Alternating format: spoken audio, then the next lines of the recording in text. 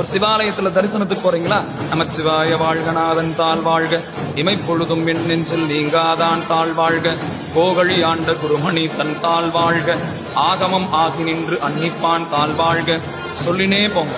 அப்ப தொடர்ந்து நாம் நிறைய நேரம் இறைவனை தரிசனம் செஞ்சவங்களா. கருவறைக்கு முன்னாடி நாம் சாமி பார்க்கறது என்னமோ ஒரு 2 நிமிடங்கள் தான் இருக்கும். ஆனால் இப்படி பதிகங்களை சொல்லிட்டு போனோம்னா நாம சாமியை பார்க்கறது ஒரு 2 நிமிடம் தான், சாமி நம்மள நிறைய நேரம் பார்த்துன்னு இருப்பார். உங்களுக்கு புரியுதா?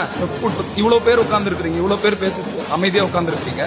யாராவது ஒருத்தர் அங்க பேசுனாங்கன்னா இங்க என்னுடைய கவனம் அங்க போகுது இல்ல, அங்க போகுது. அது மாதிரி வரிசையில எத்தனை ஆயிரம் பேர் வந்தாலும் இறைவனை தரிசனம் செய்யறதுக்கு அந்த நேரத்தில் அந்த கூட்டத்துல யாராவது திருமுறைகள் சொல்லின்னு வந்தாங்கன்னா எல்லார் கவனமும் சாமி மேல இருக்கும், சாமி கவனம் அவங்க மேல இருக்கும். இப்போ நம்ம கவனம் சாமி மேல இருக்கிறது முக்கியம் தான், ஆனா அதை விட முக்கியம் சாமியினுடைய கவனம் நம்ம மேல